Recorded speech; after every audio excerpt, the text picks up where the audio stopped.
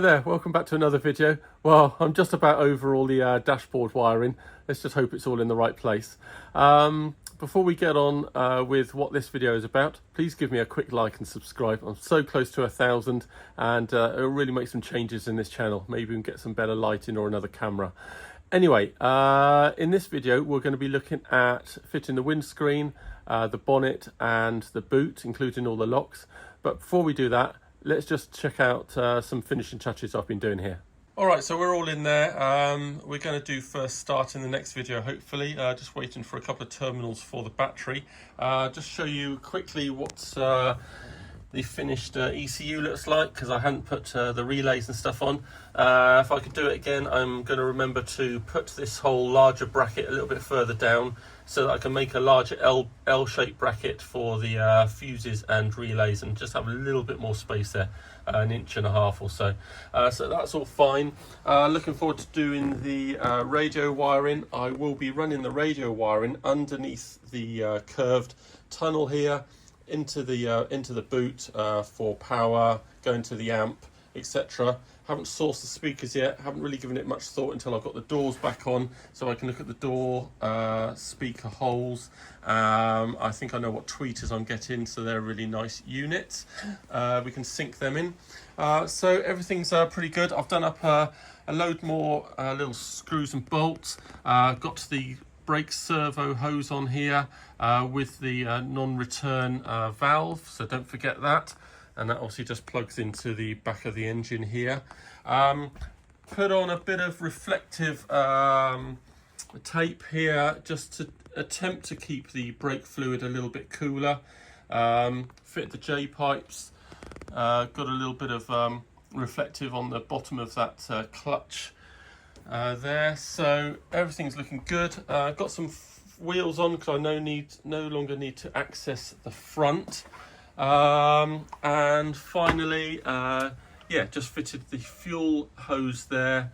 Got the nice plastic grommet around there, stuck in place. So that's all good. And we are all cooking on gas there. So I just wanted to show you also that I fitted the battery and the little battery tray, which is quite good, pretty expensive from AK, but you know, it does the job brilliantly. So that's great. So we're just waiting for some terminals so that I can finish off the battery fittings.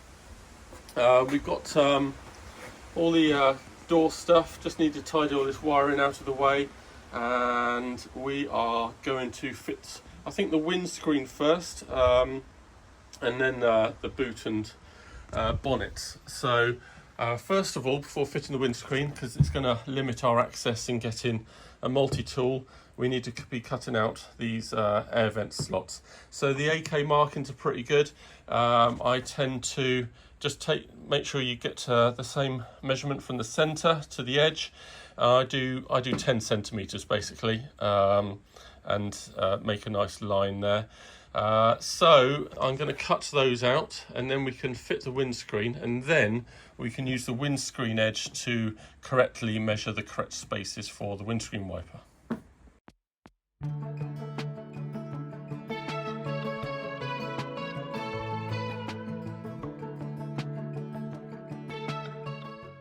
So all we're doing here is using a range of drill bits to get the curved ends, and then I just use a multi-tool to do the long straights, and then of course tidy it up with a file.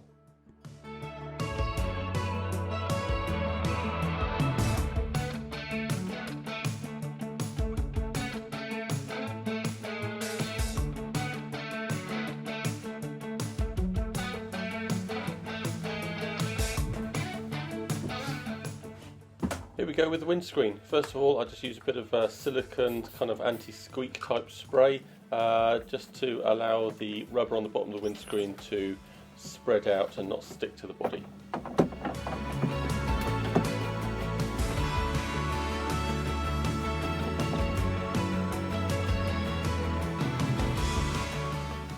And then get your 36-inch spacer so you get and set the windscreen at the correct brake angle.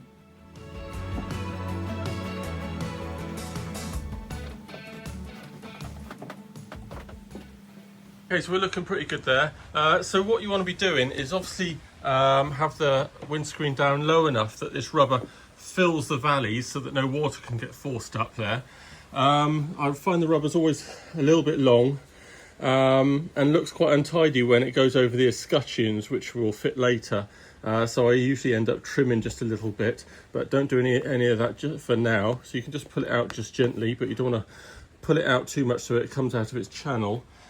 So you're after for that kind of valley to be filled, but also if you've got the centre stay, for the centre stay to be flush with the bodywork. That might need a little bit of bending. This won't by the looks of it. So I think I got my bit of wood there. I think from the instructions it's 36 inches or 36 and a half or something to give you the correct rake of the windscreen there. So that's all fine.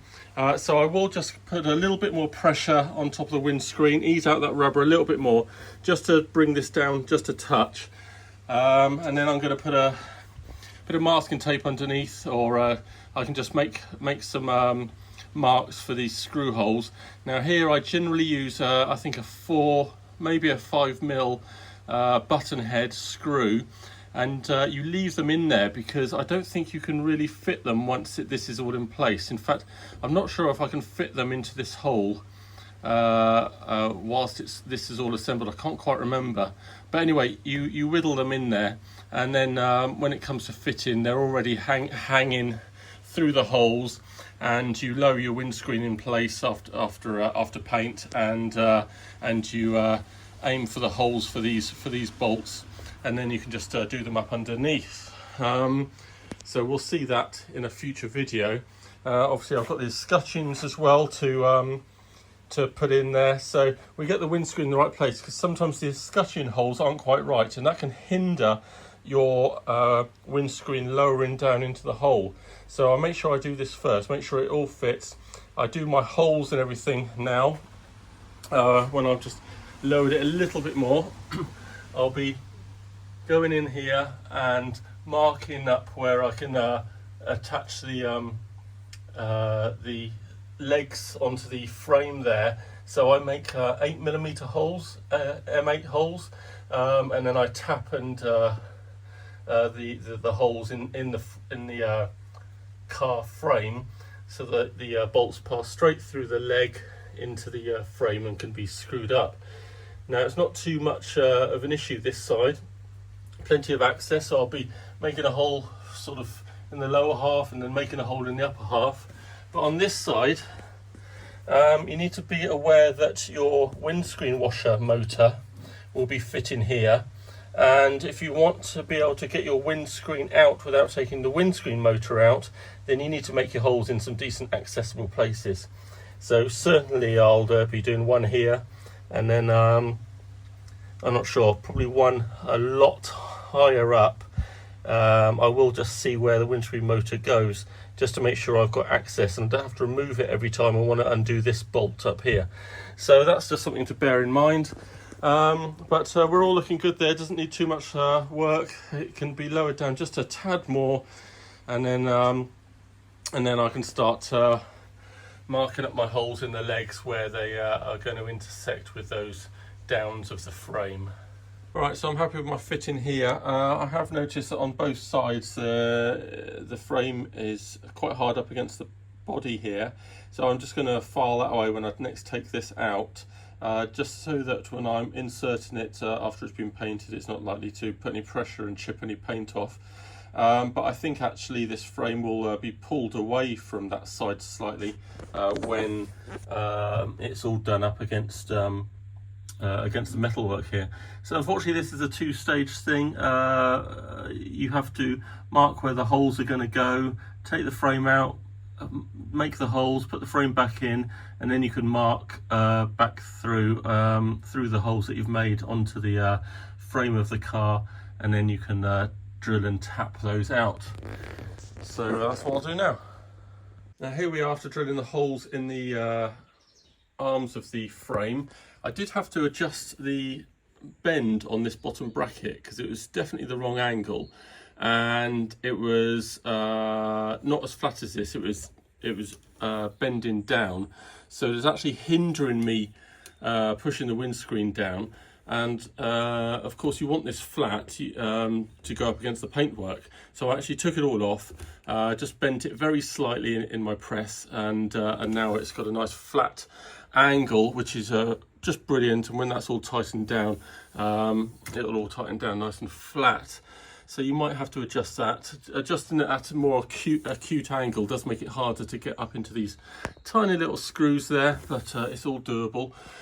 So now I can mark the holes on the frame of the car and drill them through and tap them all carefully. So far I've always been pretty accurate and been able to get through. I do widen those holes up to sort of M9 size, just to give me a tiny little bit of room for error when I'm tapping the holes into the frame. But that's all good. Really pleased with how that's all hunkered down, and the height of the screen there, so should look good when it's all done. Not much to report there. All holes successfully drilled and tapped. Admittedly, I did have to open up one of them by a couple of mil, just because my drilling was not quite accurate enough, but we are all in. So with that, I was really tempted to put on the wind wings and the visors, but they're just going to get in the way for now. So what I'm going to do is just simply mark up the holes that I need to drill here, now that I know exactly where they're going to go. Probably elongate them a couple of mil each way, just so I'm not hemmed in there and have any issues once it's painted. You've got the thickness of the paint, etc.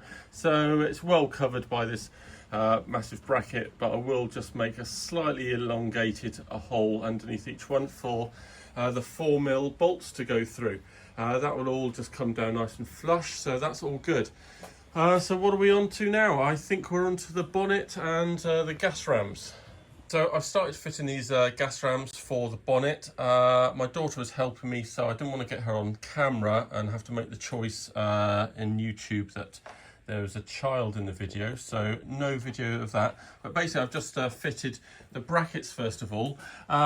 Pretty difficult to get in there. However, you can get in there with at an angle and just about drill through, hold it steady, drill through and mark the bottom hole. And of course, once you've got the bottom hole through, then you can just put the bracket on the inside of the wheel arch and put the top hole in the correct place. So so that's all good. That's how you get around it, and you can even do it on the slightly tighter side next to the header tank here. So they're through. So what I still need to do is drill straight through now, and I think the instructions say use a rivet. I don't think that's enough, and it starts weakening and wobbling and cracking your paint. So I actually put a 5mm countersunk, I think, and that's really good. It just sinks into the valley very nicely. So hopefully I'll video that for you in a sec. And then always a nice touch, cuts these bolts a bit shorter. It was out here, so so I obviously cut it before putting it on there. I'm just going to pack this out with another 1 or 2 washers, just to give it a little bit of movement as it goes up and down, but not that much. I may also switch this body of the shock ram around.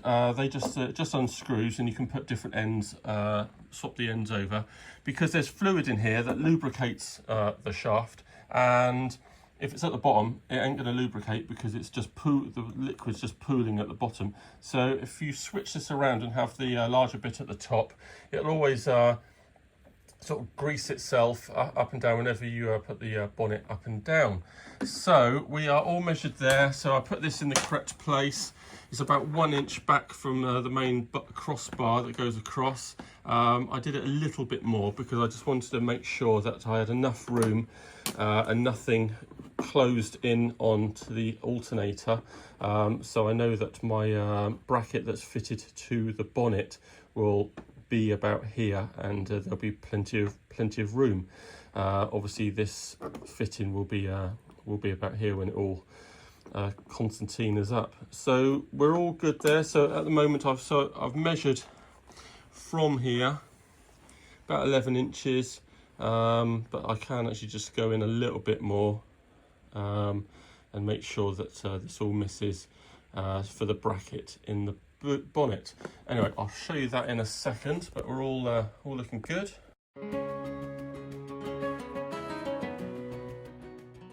And here I'm just using a nice rounded grinder attachment so I can set a nice countersink for the bolt.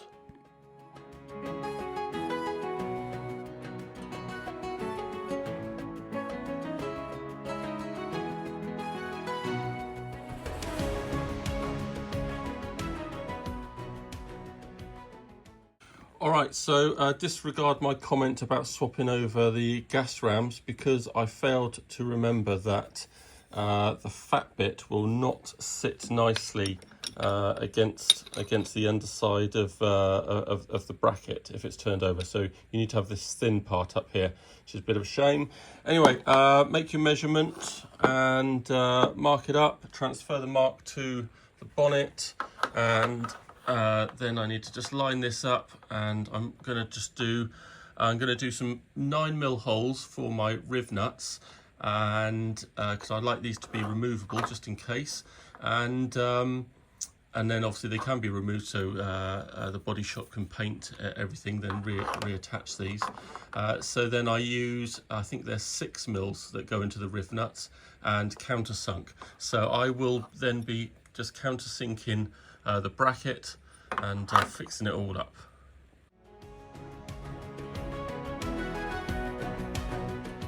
Now my M6 riv nuts require about a 9mm hole, so just drilling that out and using my hand riv nut tool to sink them in.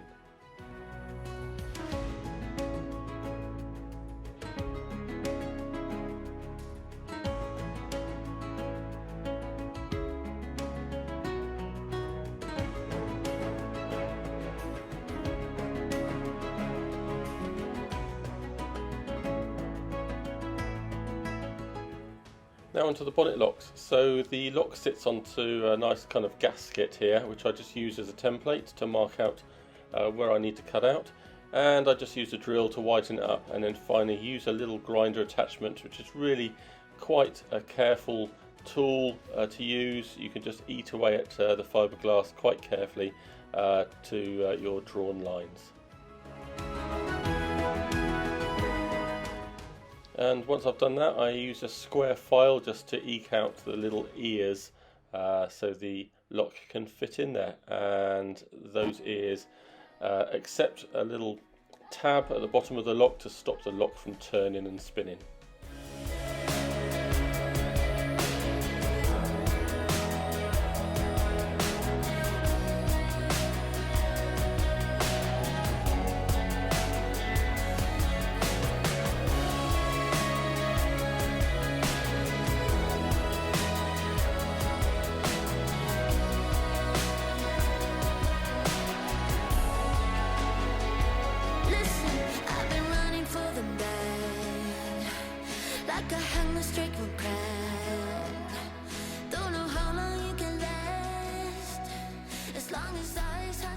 So there we go, all fitted, nice and even, really happy with that.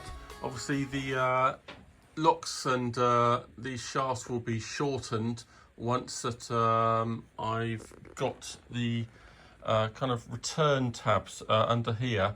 So you have to fix a kind of flat plate under here, and that catches the lock as it swings underneath. So I'll do that, and then when I've got the correct height, I'll be able to adjust these up and down and then cut this shaft off.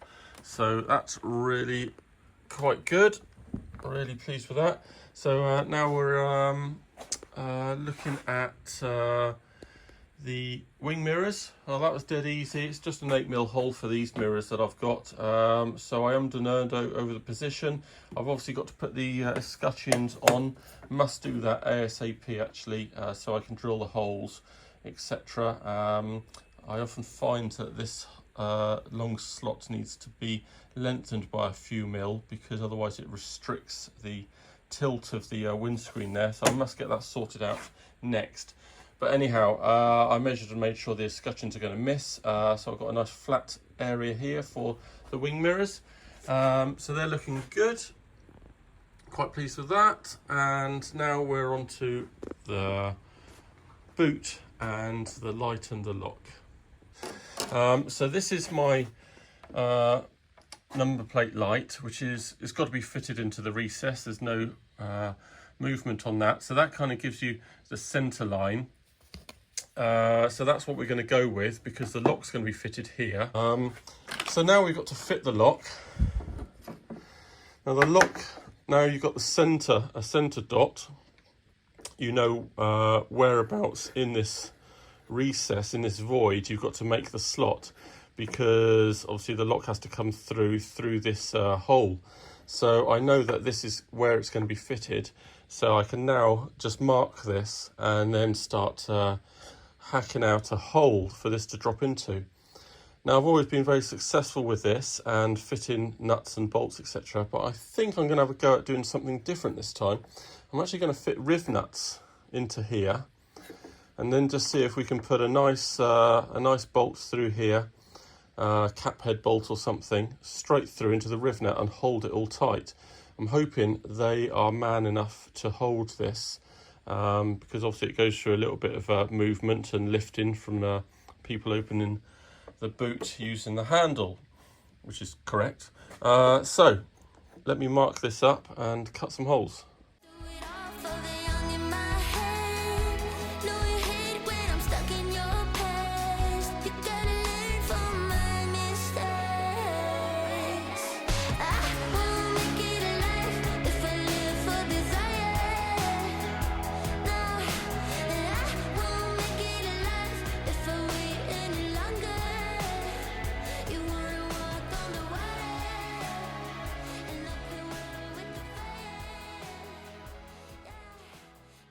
So here we are. I've gone ahead and opened this up so I can slot in my lock. I must admit I started to open it up on the wrong edge. I opened it up on the left-hand edge just a touch, but not too much. It's all good. The slot would be about the same size. I'm actually able to tuck this in about to there. So it's all good really. So I've gone and done that, and then I kind of realised that really I need to get the centre of this. So I've already got my centre line on the boot, and I needed to get a hole through so that I knew exactly whereabouts to put this. So I got the correct height first of all, because I need to be just underneath a little lip inside here. So I'm going to go for about that. So then I marked up a hole and I went straight through. And you must remember, don't go through at too much of an angle and appear down here or somewhere, because you're not going to have much room between the light and the lock for your number plate. As it is, it probably has to be slightly trimmed. So do make sure you come straight out, you know, as much on this flat as you can. I probably could have done another 5mm or so higher, but never mind, it's all going to look good. I checked back on my other couple of cars and it's about the same place. So that's all fine. So what I'm going to do now is I've just held the lock up to where I want it, and I've marked the holes that are going to go through to the riv nuts that I'm going to fix in the lock. So we're going to see how that goes now. All right then, so I just had to make a little recess in here so I could get my riv nut in. But all in all, it's a very nice, neat slot, smaller than I've had before. But whether it's all worth it, I'm not so sure. So I need to try and engage over there. I've only got these M6 at the moment, so I will get some nice stainless steel riv nuts. Okay, so that's all pretty lined up, so we won't tighten this just all the way just yet.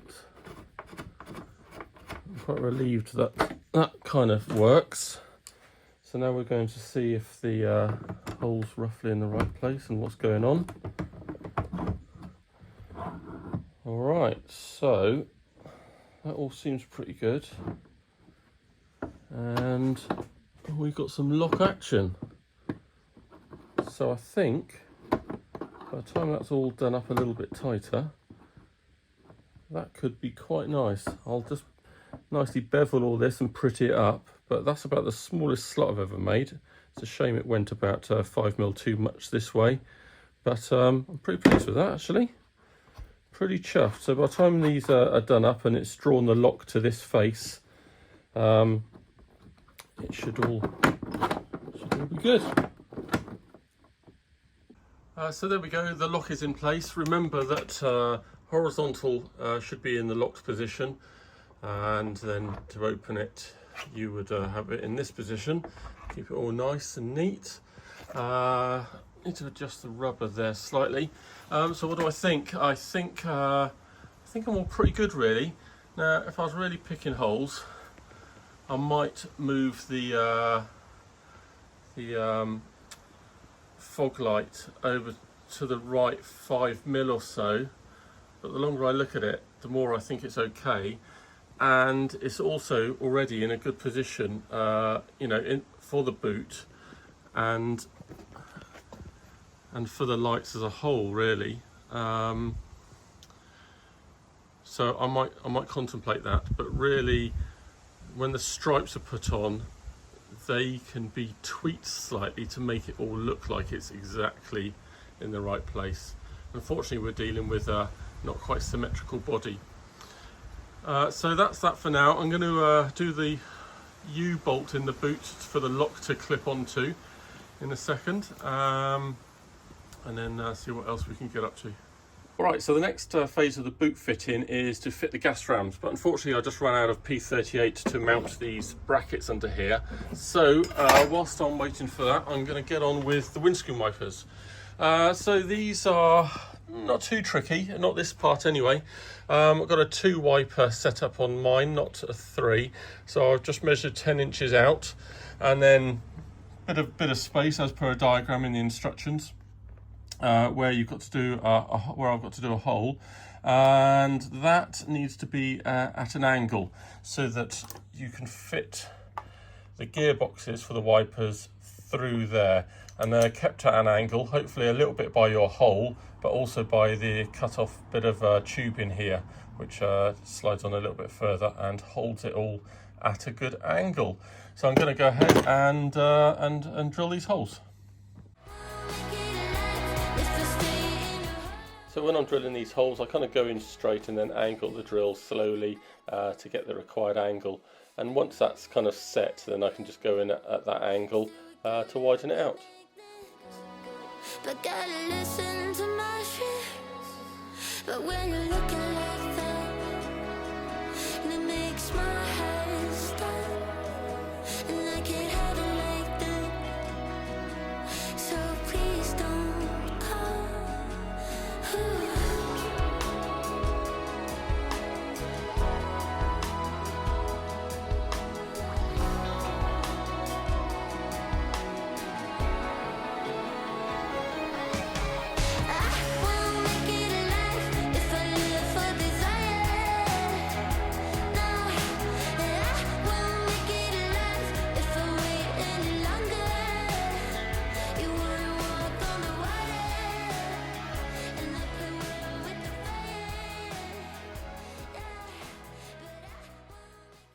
So we're looking good there, just filed up the holes a little bit just to get the gap in exact.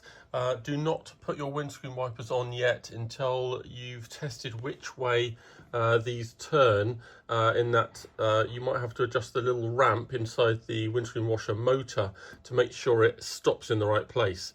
So you don't want it to sort of rotate and then rotate too far back with your windscreen wipers on, because they're either going to scratch any paintwork that you've got going or bend your windscreen wipers or damage something.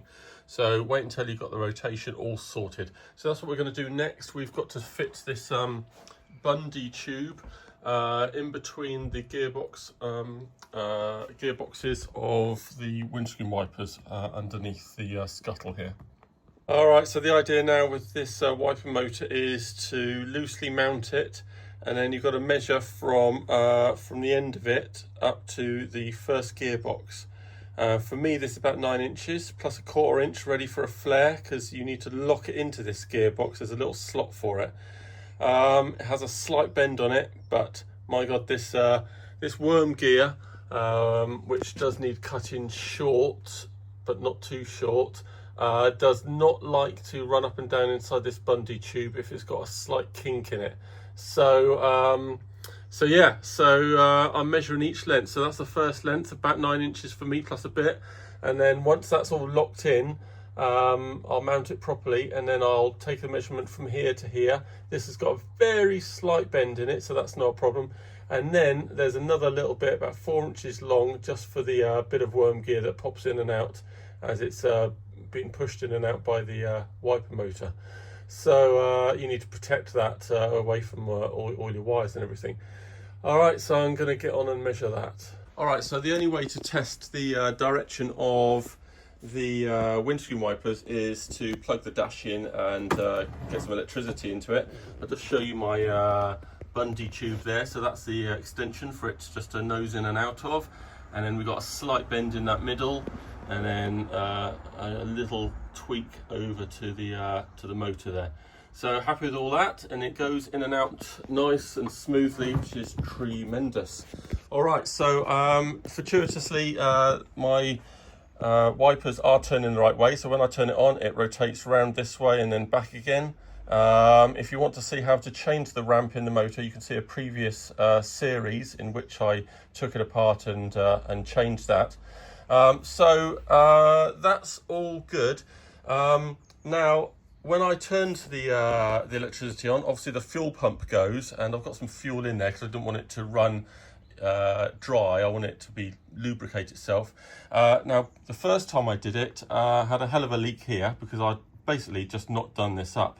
Now, when I did this up, the pressure wanted to go somewhere else and leak somewhere else, and it leaked in the two fittings around the pressure gauge there. So I've got to undo both of those and stick some PTFE tape in and seal all that up, because we are pretty close to doing first start. Now, before I do that, I also want to finish the boot, just waiting for my P40 for the boot, gas rams. So what I'm going to do now is cut the holes in the side of the car for the exhausts. Right, onto the exhaust holes then. Just before that, I've fixed the pressure regulator. I hope I haven't retested it, but I put some PTFE tape in and doubled down on the tightening. Fixed up all my windscreen wipers. So we're all looking good. So close to a first start. So pretty happy with that. So let's get on with this hole. Now, obviously, you can take a line back from the exhaust in there underneath and see where it pops out here. I know from experience that I'm using the escutcheon. If you're not using the escutcheon, then you have to be very careful and really open it up slowly. But I know from experience the bottom of the escutcheon pretty much goes flush on the bottom of the car, and it goes up against the kind of bend just here. So I know that if I just do a smallish hole, i.e. the red mark there, that I'm not going to be too far off, and I'm not going to take too much meat away. I'm still going to leave myself plenty to trim back and file back so that I can fix the escutcheon on with rivets. So yeah, we're just going to tentatively go for the red hole and see if I can fit the exhaust. Once the exhaust is fitted, obviously you can do a very much more accurate cut. But let's get going.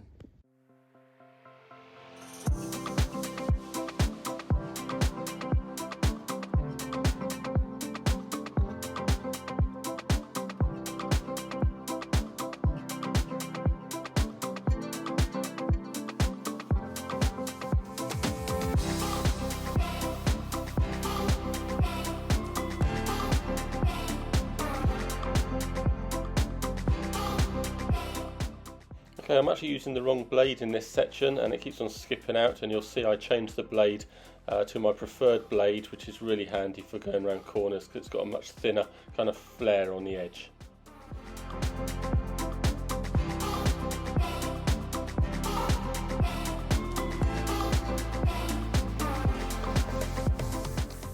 And of course there'll be some nice filing to make this a much neater hole at the end of it before I put the escutcheon on.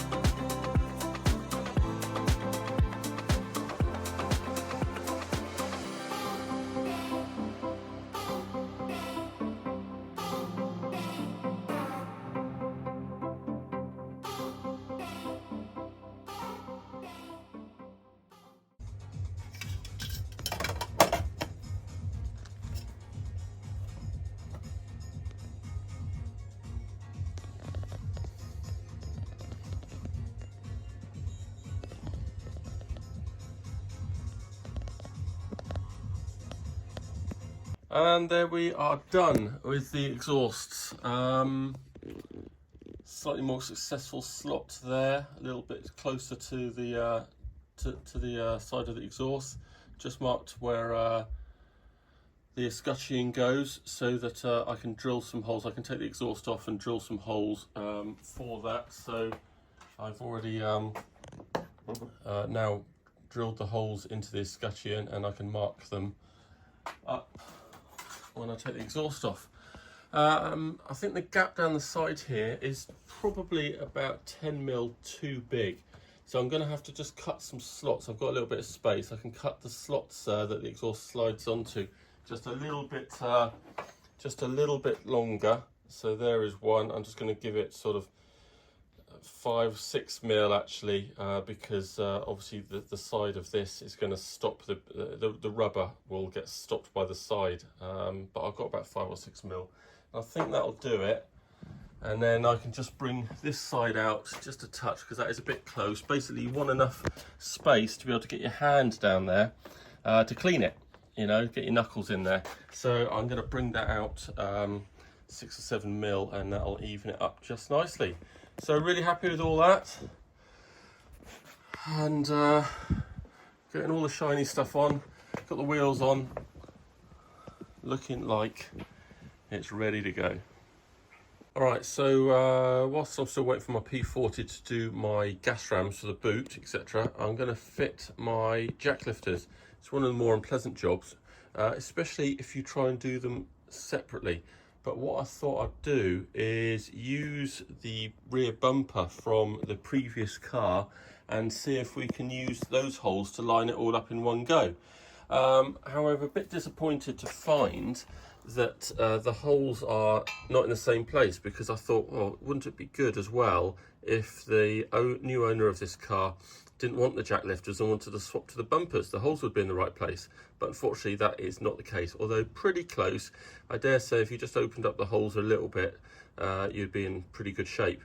Anyway, I still think it's pretty valid to use the bumper to get a rough idea of the of where to put the jack lifters. So I'm going to pretty much just hold this up and see whereabouts the holes are, and it looks like it could be actually pretty good where the AK markings are.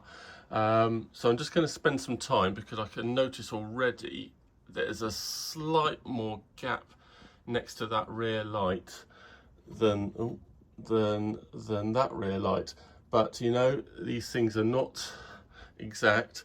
So I'm going to see what looks good aesthetically, and then I'm going to mark up the holes and drill them for the jack lifters.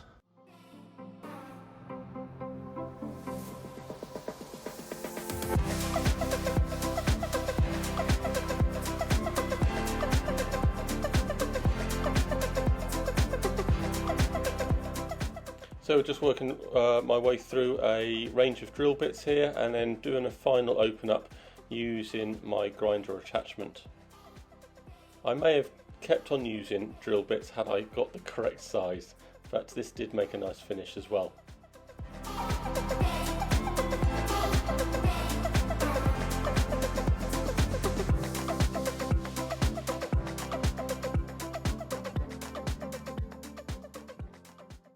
Okay, so here we are mid-assembly now. So I opened up the holes in the tabs here to M10 to accept M10 threaded rod. It seems to be the best idea to cut your tube first and get that the right, so the jack lifter is sitting at the right width away from the body, how you like it. You can obviously adjust that, grind or file the tube in, and once you've got that width, because it's, you know, it's pushing against the tab inside, then do your threaded bar, your M10 threaded bar, because that is obviously adjustable because it goes through the hole and is secured by the nut. So yeah, so that's what it's looking like at the moment. I've just run out of M10 threaded bar, so So I'm going to stop there, but I think that's pretty successful. The only other thing I'm going to do is order some A2 dome-headed nuts and not A4, because the A2s are a bit shinier. I think that'll set that off quite nicely. There you go, found some bar, and that's the end result. Looking good. Okay, that's it. Pretty happy with that. Good distance from everything, as well as it can be. Yeah, all nice and vertical. Looking good. Well chuffed. Okay, so as for the front jack lifters, I took some kind of horizontal lines from the indicators. They were slightly different heights on each side by 5 or 6 mil.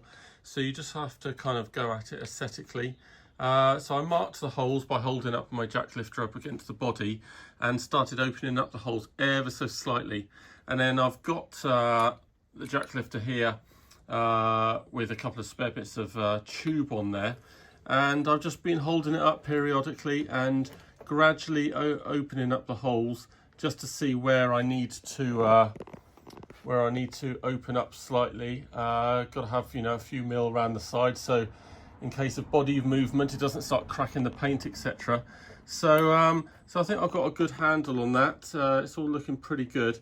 So I think now it's time for fitting the internal bracket. So I'm going to hold up the jack lifter roughly in place and see where the bolts protrude through, and then I'm going to fit the internal bracket, which is here, and it will be fixed inside. There's not a lot of light in there, sorry about that. It will be fixed inside, and I'm going to do it kind of as forward as I can and as low as I can, so it doesn't interfere with the bracket that needs to be installed for the splitter. So I'm just going to make sure that nothing will foul it. Now I do think the splitter bracket will be fitted some way back and a bit higher, so it shouldn't be a problem, but I'm just going to keep this as out of the way as I can. So I'll line that up with the pipes protruding through and drill this bracket in, and then I'll be able to drill straight through some 10 mil holes to accept the jack lifter fixings. So here we are. Just made up a load of P40, slapped that on, squished it up there, spread it out a bit, and then once that had gone off, I revisited to put on a lot more and make a nice smooth finish there. And the boot rams are fitted in just the same way as the bonnet rams.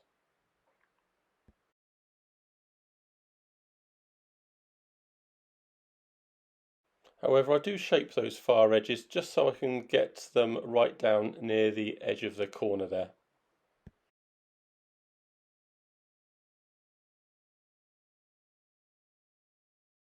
Right then, thanks for tuning in. Please give me a like and subscribe. Next video, first start. I'll see you again.